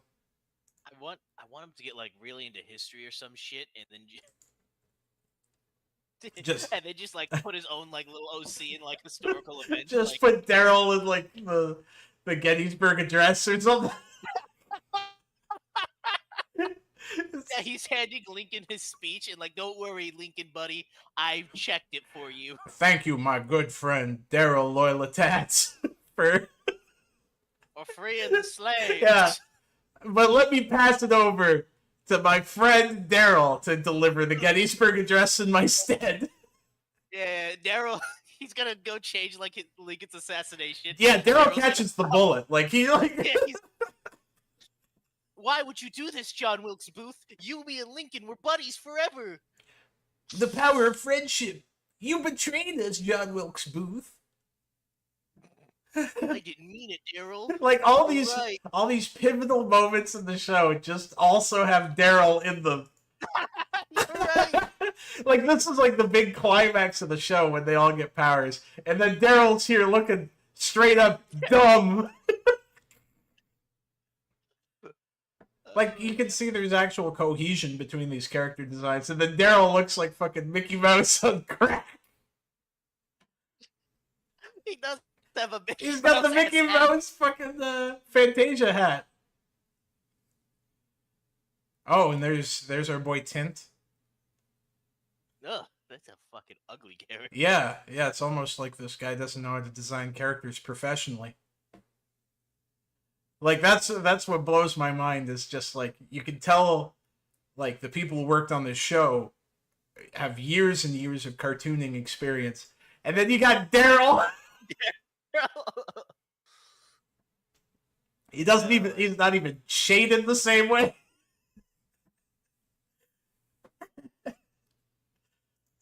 This fucking absolute idiot right over here. Hysterical. This is a good time to fucking... Oh man. I love, it's just like, so like, what, it's just every fucking scene from the goddamn, like the entire show. Like beat by beat, episode 1 to the finale of the show. There's his character sheet for Daryl. Man, I fucking hate this kid. Zuki is telling us to leave Daryl alone. No, Daryl a bitch, man. Fuck Daryl, bro. This kid sucks. Yeah, it's just like, I like how they've memory hold like Daryl into everything. Because like all these frames, it's just like, oh yeah, Daryl was there. He was there. Oh, dude, it's the Mandela effect. Yeah. These aren't edited at all. These are just the way it looks. This is the Daryl timeline. Oh man. I can't handle how fucking funny Daryl just being put into frames of the show is. And his characters are just straight up hideous looking. They are. They're so fucking ugly. Yeah, like the characters from the show, they make sense in how they're designed. There's like, again, some sort of idea with their character designs. And then these guys just look like a bunch of shit was slapped together.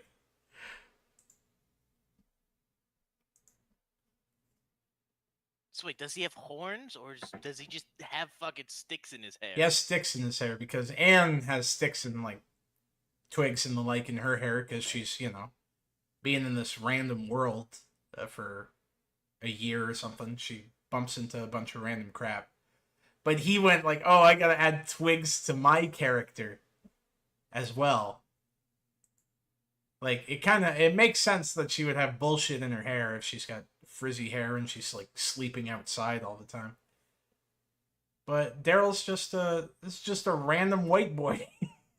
It's a white boy. It looks like he deliberately stuck the sticks in his hair. Like he chose to look this dumb. God damn.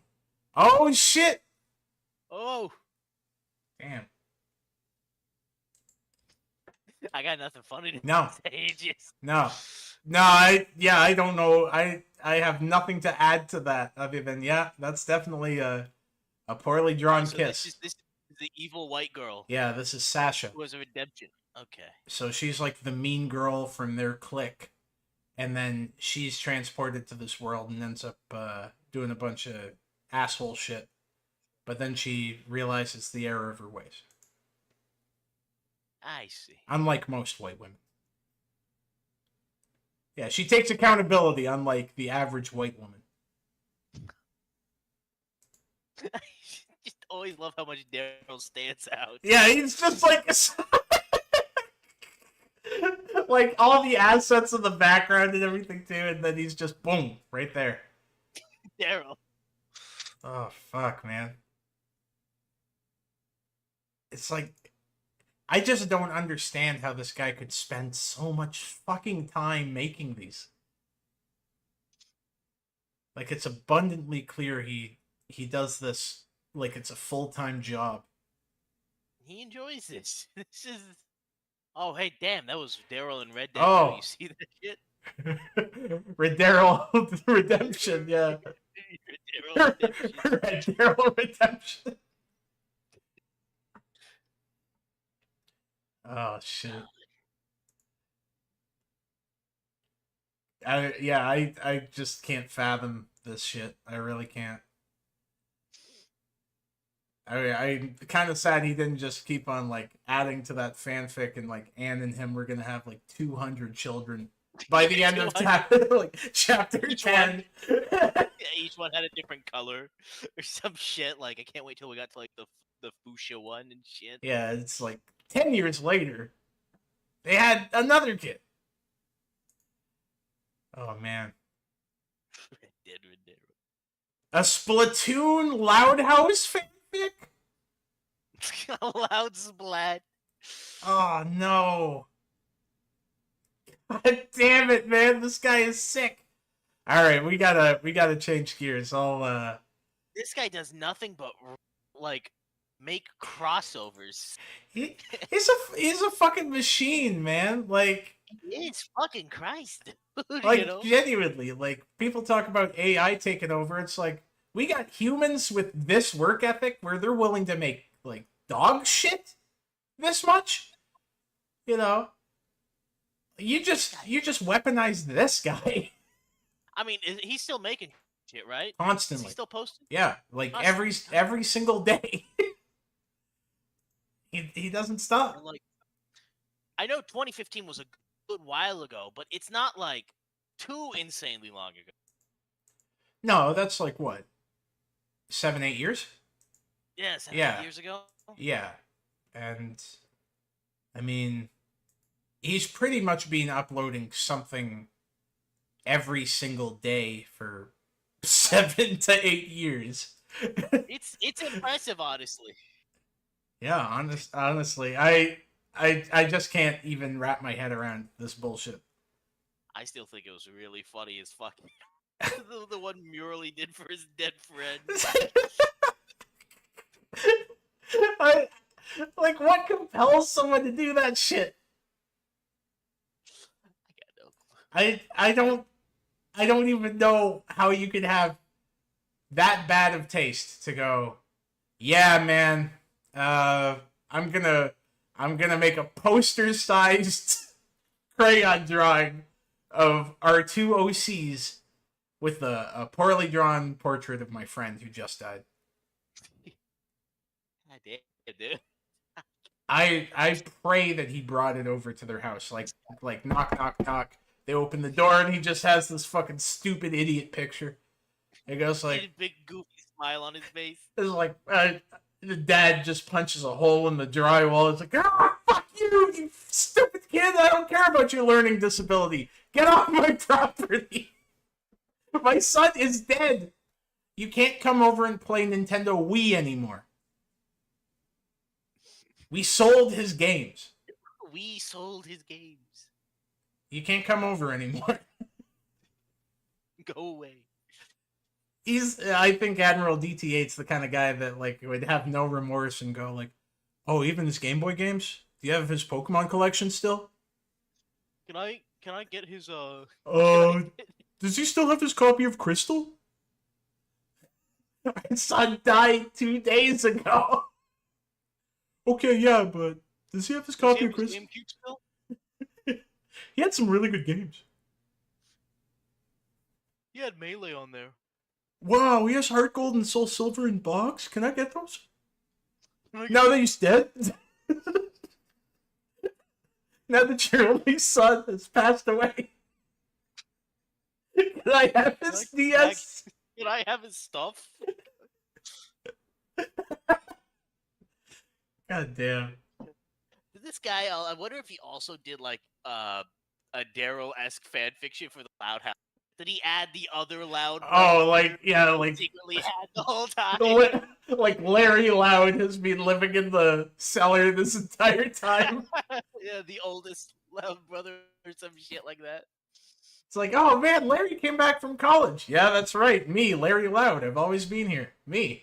Our favorite son. Oh, get out of here, Lincoln. That's our good son. Larry Loud. Lawrence Loud. Yes, hello everyone. I also work at NASA. I'll be back in a minute. I gotta go to the bathroom. Yeah, no worries. We'll take a quick break. I'll queue up some videos. What's the chat say?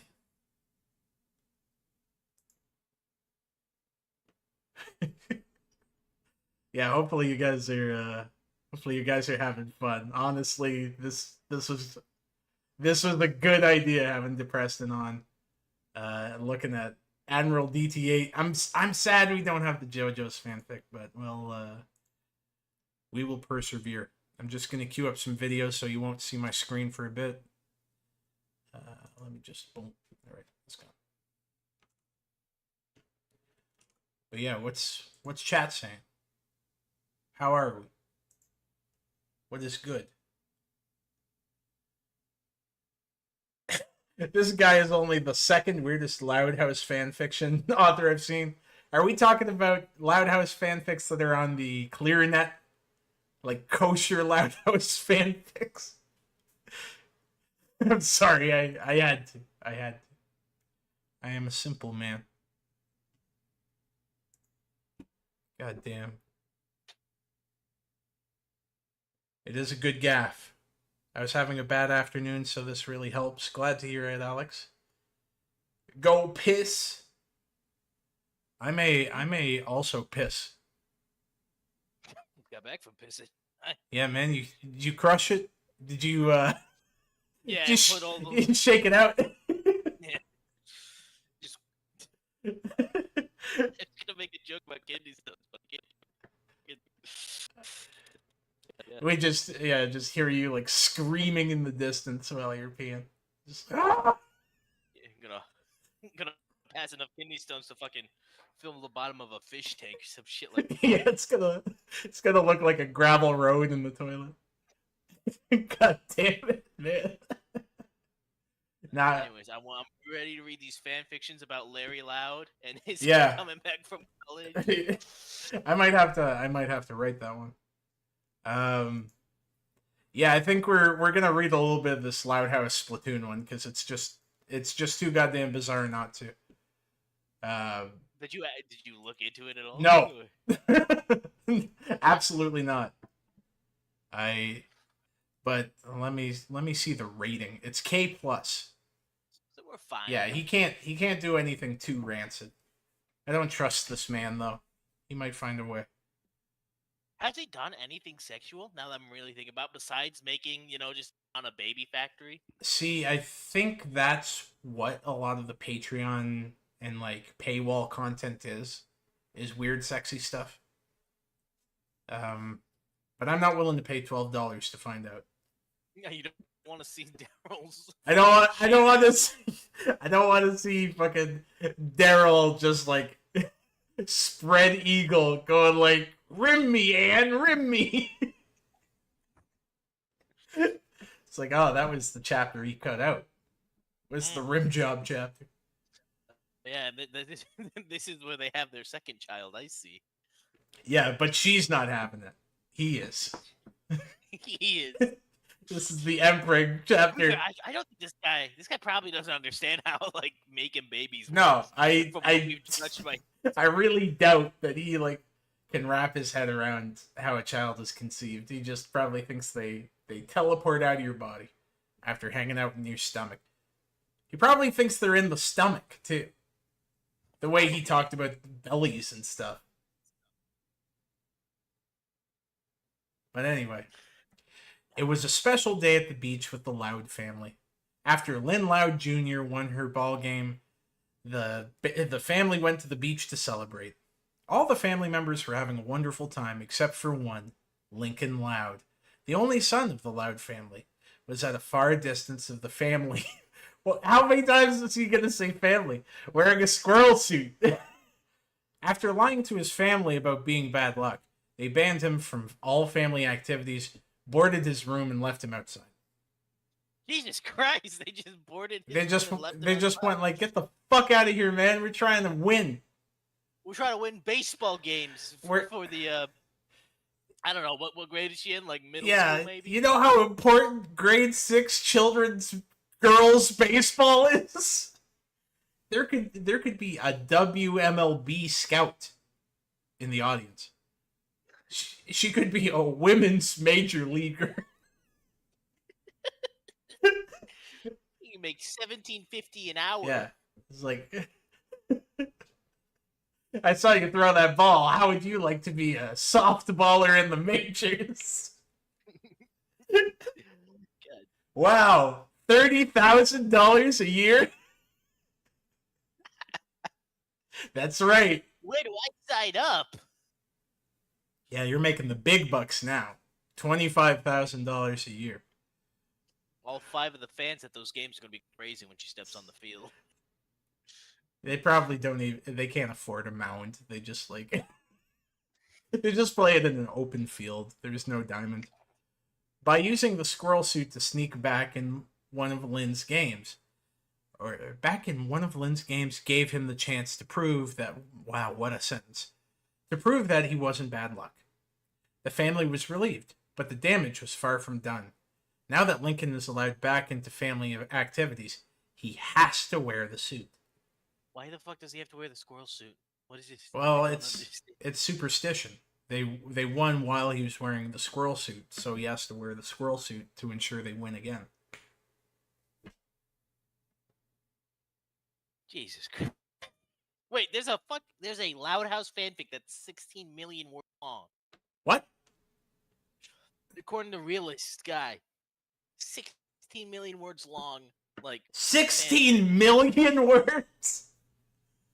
That might be longer than the run of the Loud House.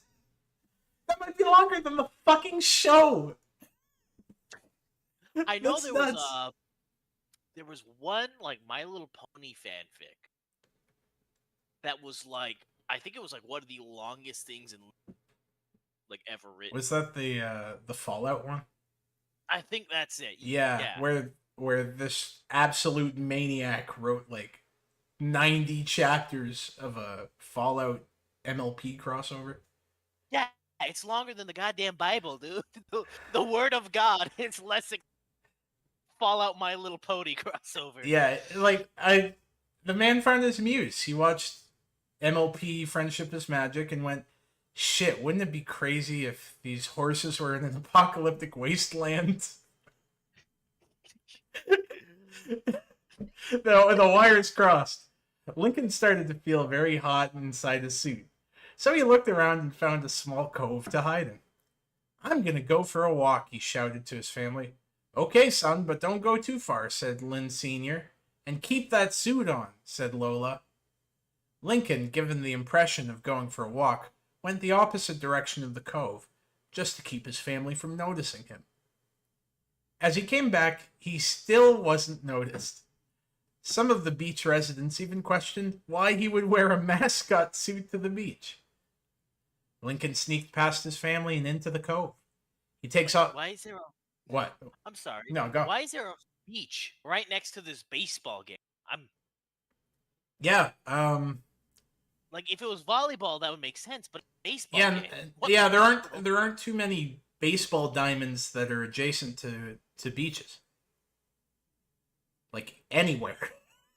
Yeah. They're usually meant to be like dry and temperate because there's a bunch of gravel and sand and turf and things you don't want water near. I like how we can always tell how limited this guy's world is just by the things. Yeah, this fucking idiot's never been to a baseball game. Clearly. Clearly, yeah, they take place like 5-minute walks from the beach. He's probably never like come across a baseball game, like walking like by a park while Little League's playing or something. I mean, I assume that AdmiralDT8's not allowed near Little League games for. I hope he's for not, reasons. for their sake. Oh shit, where were we? This weird convoluted plot point. Lincoln sneaked past his family into the cove. He takes off the squirrel suit and leaves it outside so his family doesn't worry too much. The young boy drenched in sweat. You see, this is what I mean. You didn't need to mention that, buddy. You could have said the exhausted boy or something. The tired boy. I don't know. That's fucked. It takes a moment to catch the sweaty boy. It takes a moment to catch his breath and drink some bottled water he stashed in the suit. The water was a little warm, but still drinkable. Ah, that's good to know. Thank you. It's like, you know what? It's still good. Lincoln then begins to feel gloomy. This is my fault, he said. If I didn't lie to them like this, and just said no to Lynn, none of this would have happened. Lincoln began breathing at a steady pace. All right. Okay. He was breathing at an irregular pace up to this point, and looks up to an open hole at the top of the cove. Rays of sunshine on the young boy, trying to give him a glimmer of hope. I wish I could prove to them and myself that I'm so much more than just a good luck charm, he said to himself. Shit, man. Lincoln's going through some shit. Yeah, fuck. Then Lincoln looks to another ray of sun, shining on something unfamiliar. It was an orange squid, still alive, and Barley holding on. Barley. Lincoln feels guilty seeing the creature dry up. Aw, you poor thing. He carefully walks up to the squid, not wanting to scare it. He scoops it up in his hands and refills his heart with hope. No creature deserves a fate like this. No, fucking dumbass Marvel line, dude. You can't possibly pass on like this. No one deserves to die. Everyone should live. The squids die all the time. He looks outside the cove and finds the ocean, but there was quite a distance and a chance to likely get caught by his family. If I go out there without the suit on, they'll catch me. Then Lincoln sees water reflection from behind a rock. He finds a small watering hole that looks deep enough to connect to the ocean. What an odd coincidence, says Lincoln. He takes the orange squid and places it into the water. Feeling refreshed, the squid takes its time and swims around. Lincoln smiles and begins to feel hopeful that the squid gets to swim another day. There's always hope! Why is Lincoln such a fucking doomer, man? That, like, this squid is reigniting his, like, lust to live. Like, how is he this inspired by a goddamn squid? He said to himself. He decided to wait until the squid was out of sight, but what he saw next was very strange. As the ripples of the watering hole eased up, Lincoln spots himself, but as a half-human, half-squid. God, it fucking begins. Oh my god, dude. I don't like all this shit that this guy's obsessed with, like, besides BioShock, I have like no clue what any of this is. It's always like I almost said Squid Games, no, Splatoon and Loud House. It's just like it's like listening to like a young kid like excitedly tell you about a bunch shit you don't care about that they saw, Yeah, whatever channel. like I was hanging out with my cousin, and he was just like, "Oh man, Five Nights at Freddy's and Minecraft and all this shit that I give like no fucks about." And of course, as an adult, you like placate that stuff, and you're like, "Oh, that's cool. Like, Yeah. what do you do in that game?" But I couldn't imagine going like, "Yeah, I'll read you long form fan fiction about the Loud House crossing over with Splatoon." What are you gonna do whenever he asks you to read his fucking Five Nights at Freddy's and Splatoon fanfic? That's my question. Well, I as most black people will make fun of him to his face. I thought you were gonna say, as most black people, I can't read in general. Well, that's true too. It's like I've just been phonetically sounding these words out extremely quickly. I'm illiterate. I'm just pretending. Lincoln. So someone transcribed this. I'm listening to it through an earpiece. God, where were we? Okay. Half human, half squid. Half human, half squid. That was it. His eyes were outlined bold black. His white hair was replaced with what looks like squid skin. But his signature look still remains, with the 3 small tentacles sticking out. His buck teeth looked more sharp, along with 3 more sharp teeth. Lincoln looked with amazement and confusion. "I guess I'm hallucinating from the heat," said Lincoln. He takes some of the water and splashes it on his face. He starts to feel refreshed, but he still sees himself as a squid hybrid. As Lincoln takes a closer look upon his reflection, a squirt of orange ink shoots into his eyes. Lincoln gets back on his feet. It's on back on his. Gets feet. on back on his feet. Yeesh. Nice. Ew. Blinded by the ink and unable to see where he's going. "Ah, my eyes! I can't see." He stumbles around the cove, hoping to find the way out. But then he stubs his toe on a rock and stumbles back into the watering hole. He trips on another rock behind him near the hole and falls into the water, which then begins to suck him down. Lincoln held his breath as he continues to descend in the water. He now thought that since no one knew he went into the cove, he may never be found. I don't know why that's so fucking funny to me. It's like, this kid's gonna be lost forever.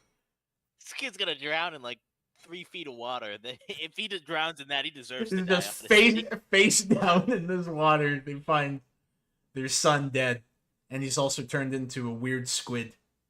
And they're more concerned because they're mad at him because they lost the game because he took. And he took off the mascot suit. How selfish of him! Selfish of him! How dare he drown outside the suit? As he descended into the waters, he began to feel something change inside of him. He felt his eyes change. Then he felt his ears change. It wasn't long before he felt his mouth and his head changed as well. As Lincoln's body began to stop changing, a bright light surrounded him and even leaked into his eyelids. That sounds painful. It does. Casually transforms into a half squid monster. Yeah, this sounds like agonizingly painful. Yeah. I got another question. Yeah, shoot. Do you play Splatoon at all? Fuck no. Okay, well maybe we don't know then. I was gonna say, is there like any story to it? I thought it was just like a little I think multiplayer game for overweight white women. I think it's got like some interstitial like character interactions, but like I don't think there's like a real overarching story in Splatoon. Yeah, this is like and like how the fuck do you cross over these two? And I will come clean. You really hit the nail on the head. Why do overweight white women love Splatoon? Why? I don't know. Who is patient zero? Who was the first fat woman with a Switch to play Splatoon 2? They all like it. I don't get it. I'm trying to think here. Probably asterisk, but damn. Oh man, she's not even here to not defend herself. It's probably true. I just don't see how you could cross over these. Like, it's like if you were to try and cross over in COD Warzone with fucking Amphibia. Like, how's that gonna work out? Yeah, when you have Genshin Impact crossover with like Valorant or something. Maybe that would work slightly better. You're gonna have Ghost fucking slit whatever Daryl's throat. Yeah, please. Yeah, actually, that sounds pretty good, man. I want Oh god. operation to invade amphibian, extract Daryl Loyalitat. Extract Daryl Loyalitat. Fucking put him on zip line. Just Did you say that was like a whole ass like did like you say like the frog people fucking invaded or something like at like the end of the amphibian the king of the salamanders invades, yeah, and he that fucks shit doesn't up. seem realistic. Like you telling me these fucking frogs are coming in with like what spears and whatnot and No, they had a horrific amount of technology for some reason. Actually, oh, okay. they had lasers. They had lasers. Yeah. Okay, that makes a little bit more Yeah, sense. a guy had a mech suit. No, the frogs and the toads are like the podunk ones, and then the salamanders have like a utopian society. Oh, okay. So it's like racism. I got Yes, it is racism. There's a lot of racism between the various amphibians. It's pretty dope because toads are just black people. When they say you toads, they just say niggas. Love to see it. God damn, the lights in the pom-pom. you damn lily padders. The lights in his closed eyes diminished into darkness again, and Lincoln was able to breathe mysteriously. He slowly opened his eyes, only to find himself in a hospital bed. He sits up straight to find strange food and a drink on his left. Where am I? He asked to himself. You're in the hospital, replied a mysterious voice. Lincoln turned to his left to find a red jellyfish wearing a nurse cap and attire. Lincoln was at first startled. Hello, said the jellyfish calmly. Lincoln then darted back slightly, letting out a small scream, knocking over his food and beverage. A talking jellyfish? Please don't hurt me. Oh my god. Like that would I know I get like the whole scenario that this is going for, but imagine just being that nurse and like hearing that. Is that like a racist comic? Like a talking monkey? What are you doing here? Or some shit. I don't know, dude. That's like a weird trope of like human transported to animal world gets freaked out by animal speaking. Like that's a very common trope in a lot of cartoons. I'm sure it is, but then like wouldn't it like come across as racist if they like out seeing you? Yeah, like, extremely. It's like, look, man, we like dressed your wounds, put you in this hospital, made you a fucking turkey sandwich, and here you are going, a talking jellyfish? Fuck you, man. We're gonna discharge you right now. Here's your bill. 200 years of slavery just for this? Fuck off, you squid motherfucker. You fucking squid. Whoa, easy, said the jellyfish. Lincoln just sharply looked around for a way out, only to find a tentacle on his right eye. What's on my head? Asked Lincoln. The jellyfish offered a mirror to Lincoln. It's not as bad as you think. You were lucky you weren't hurt badly. Lincoln takes the mirror, only to find the results shocking. Lincoln looks at himself to be his hybrid form of a human and squid. I'm half squid, he said. Of course you are, just like everyone else in Inkopolis, said the jellyfish. What a dumbass name. That'd be like if we named. That'd be like if New York was named like Pittsburgh or some shit like that, dude. I mean, Pittsburgh's pretty good, actually. Like a urine city called Pittsburgh, that's not bad. Yeah. Inkopolis, asked Lincoln. That's the city we live in. My name is Stingy. You were in pretty bad shape when you were brought here, replied the jellyfish. Lincoln was worried. But I don't understand. How did I get here? Stingy pointed to the two creatures just on his right, when a mysterious voice replied, That would be us. Lincoln looked to see an old homeless man. Oh, no. Yeah, you got any cash, bud? The homeless man let out a growl. What was that? You just put your bucket, huh? That wasn't cash? What was it? Hey, fuck you, man. You know, I invented the VCR, said the homeless man. Creature along with another orange squid-like creature, just like Lincoln, only it was a girl. Who are you guys? He asked. Allow me to introduce myself, said the old man. I am Captain Cuttlefish, leader of the Squidbeaks platoon. He then points to the girl and said, and this is Citra, or as I call her, Agent 3. Agent 3 smiles at Lincoln, and he smiles back. Oh man, here we go. I wonder who the romance interest is now. This guy has the subtlety of clear bond, dude. Honestly. And then he smiles and winks. What is your name, young man? Asked Cuttlefish. My name is Lincoln Loud. Well then, Lincoln, I want to say thank you for saving my life, said Agent 3. Lincoln looked confused until he got a closer look. You're the squid I saved in that cove, he asked. Agent 3 nodded until Lincoln felt a sharp sensation in his head. Easy, kid, said Stingy. Now what's the last thing you remember? I remember saving a squid from dying, said Lincoln. Then I got ink squirted in my eyes, and I blacked out, and when I woke up, I was here. So you don't remember when you entered where you entered the city from? Asked Agent 3. No, replied Lincoln. Captain Cuttlefish, do you know how I got here? Lincoln asked.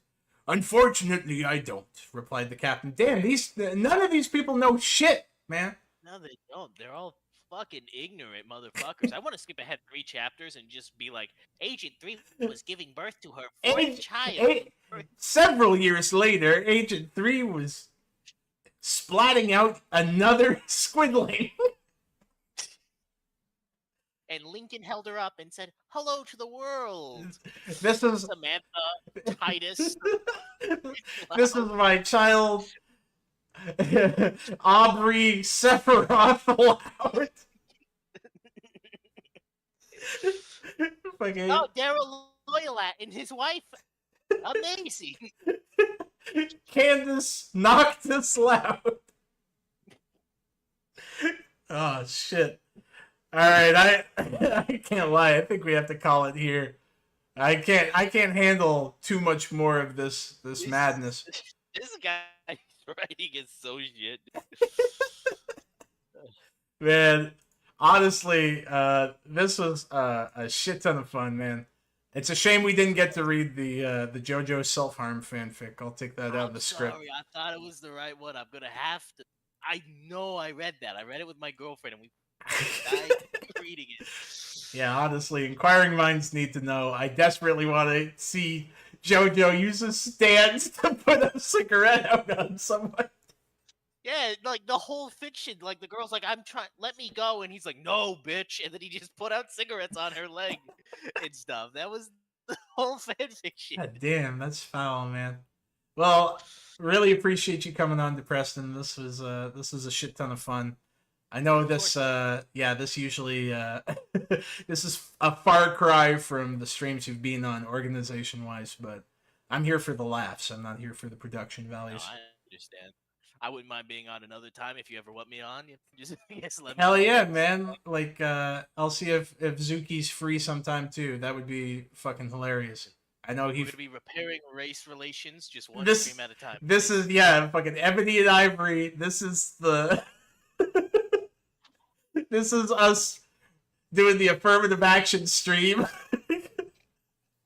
Affirmative action stream. It's like, now, Depresston, you need to collaborate with a Negro as community service. As community service for... You know, all the war crimes, yeah. Well, greatly appreciated, man. And thank you to everyone who stuck around for this complete dog shit. This was a lot of fun. You'll need to watch some of those videos that got sent in that we didn't get around. Oh, goddamn, yes, I do. Yeah, I'll have to just move those over to the next stream. That'll probably be in a rat poison stream, so look forward to that. Anyone who sent videos, greatly appreciate it. And yeah, y'all have a good night. We out.